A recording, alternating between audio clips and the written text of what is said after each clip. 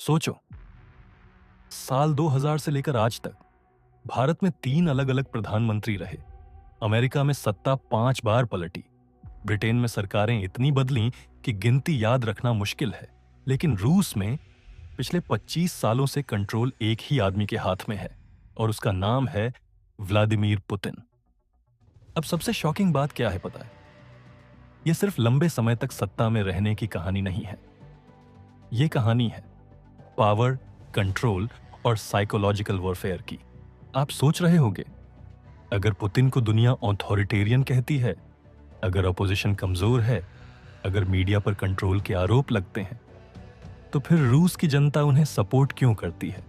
क्यों आज भी करोड़ों लोगों को लगता है कि रूस सही दिशा में जा रहा है और उसका चेहरा पुतिन है? तो सवाल यह है, पुतिन ने अपनी जनता को ऐसा क्या दिखा दिया, ऐसा क्या समझा दिया कि लोग पुतिन के अलावा किसी और को लीडर के रूप में सोच ही नहीं पाते? और एक बात क्लियर कर दूं, यह वीडियो कोई बायोग्राफी नहीं है। यह वो डॉक्यूमेंट्री नहीं है जिसमें मैं बताऊंगा कि पुतिन का बचपन कैसा था, उनके पापा क्या करते थे, उनकी मां कौन थी। वो सब यूट्यूब पर हजारों बार हो चुका है। हम यहां एक ही चीज समझेंगे, पुतिन का सिस्टम, वो सिस्टम जो उन्हें सत्ता में टिकाए हुए है। अब समझो कहानी कहां से शुरू होती है। 1990 से 2000 के बीच का रूस। ये वो दौर था जब रूस में हालात इतने बिगड़े हुए थे कि उस समय को जंगल राज कहना भी गलत नहीं होगा। 1991 में सोवियत यूनियन टूट चुका था और उसके बाद रूस को मिला एक लीडर, बोरिस येल्त्सिन। लेकिन येल्त्सिन के दौर में रूस के अंदर इकोनॉमी गिर रही थी, लोगों की सेविंग्स खत्म हो रही थी, इन्फ्लेशन पागल हो चुका था और आम जनता को लग रहा था कि देश लुट चुका है। और इसी केओस के बीच पैदा हुआ रूस का सबसे खतरनाक सिस्टम, ओलिगार्क्स। कुछ चुनिंदा अमीर लोग जिन्होंने स्टेट की बड़ी बड़ी कंपनियां, ऑयल गैस इंडस्ट्री, माइंस, सब कुछ बेहद सस्ते में खरीद लिया। एक तरफ जनता लाइन में रोटी के लिए खड़ी थी और दूसरी तरफ कुछ लोग रातों रात अरबपति बन चुके थे। धीरे धीरे रूस एक लोकतंत्र कम और एक माफिया स्टेट ज्यादा लगने लगा और येल्त्सिन की पॉपुलैरिटी 2 से 3% तक गिर चुकी थी। मतलब देश में गुस्सा था, डर था और सबसे बड़ी चीज थी होपलेसनेस। अब सोचो, जब जनता आपसे नफरत करने लगे, जब सिस्टम गिरने लगे, तो सबसे ज्यादा डर किसको लगता है? सत्ता में बैठे लोगों को। येल्त्सिन और उनका एलीट सर्कल डर गया था कि अगर सत्ता हाथ से निकल गई तो या तो जेल होगी या फिर इतिहास उन्हें देश लुटने वाले के रूप में याद रखेगा। और तभी उन्होंने एक प्लान बनाया। एक ऐसा आदमी चाहिए जो सिस्टम समझता हो, एलीट के लिए लॉयल हो और जनता के लिए अननोन हो, ताकि उसे आसानी से कंट्रोल किया जा सके। और उसी वक्त सामने आता है व्लादिमीर पुतिन।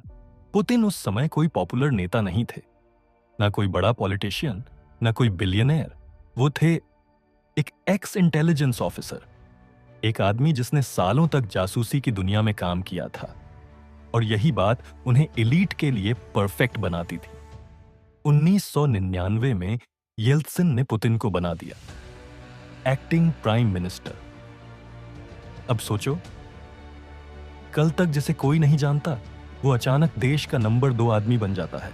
ये मोमेंट रूस के लिए शॉक था, लेकिन असली ट्विस्ट अब शुरू होता है।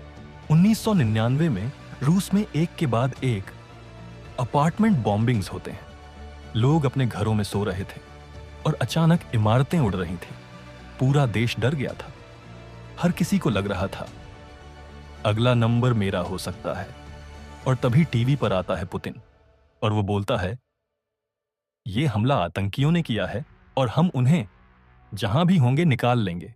उनका एक डायलॉग तो रूस में लेजेंड बन गया, हम उन्हें टॉयलेट में भी ढूंढकर खत्म कर देंगे। बस इतना बोलना था और पुतिन रातों रात एक स्ट्रांग लीडर बन गया। क्योंकि जब कोई देश टूट रहा होता है तो लोग लॉजिक नहीं ढूंढते, लोग सुरक्षा ढूंढते हैं, लोग एक स्ट्रांग मैन ढूंढते हैं। अब यहां एक बहुत बड़ा सवाल उठता है, इन बॉम्बिंग्स के पीछे असल में कौन था? ऑफिशियल नैरेटिव कहता है, आतंकी संगठन।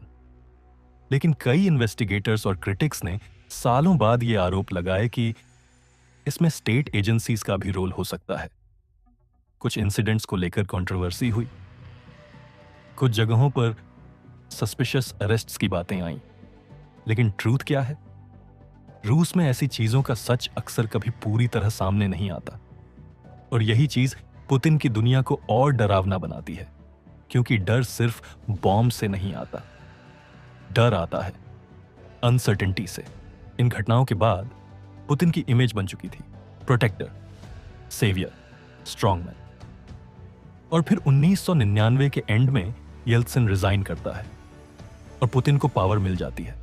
रूस को लगता है अब केओस खत्म होगा, अब स्टेबिलिटी आएगी। लेकिन असली गेम अब शुरू होता है। अब ध्यान से सुनो, पुतिन सिर्फ राष्ट्रपति नहीं बने, वो एक माइंडसेट लेकर आए, और वो माइंडसेट था केजीबी माइंडसेट। जासूसी की दुनिया में एक रूल होता है, information is power, fear is control, loyalty is everything. और पुतिन ने वही किया। उन्होंने अपना एक नेटवर्क बनाया, XKGB officers, security agencies, military generals. एक ऐसा सिस्टम जिसमें सत्ता सिर्फ चुनाव से नहीं चलती, सत्ता चलती है लॉयल्टी और कंट्रोल से। और यही वो पॉइंट है जहां से पुतिन बाकी नेताओं से अलग हो जाते हैं। पुतिन ने KGB की ट्रेनिंग से निकाली 4 ऐसी टैक्टिक्स जो एक देश को बिना दिखे कंट्रोल कर सकती हैं। 1. Active measures, miss information, manipulation. 2. Set an example, एक को पनिश करो, बाकी डर जाए। 3. कॉम्प्रोमाट फाइल्स, हर इंसान की कमजोरी की फाइल। 4. कंट्रोल्ड रियलिटी, सच वही जो टीवी कहे। ये 4 हथियार रूस की राजनीति को नहीं, रूस की रियलिटी को कंट्रोल करते हैं। पार्ट 2 में हम देखेंगे कैसे रूस में बड़े बड़े टीवी चैनल एक एक करके सरकार के सिस्टम में समा गए, कैसे अपोजिशन की आवाज धीरे धीरे कमजोर होती गई, और कैसे एक डेमोक्रेसी बनती गई, एक कंट्रोल्ड रियलिटी। तो अगर आप तैयार हो तो मिलते हैं पार्ट 2 में, जहां असली खेल शुरू होगा।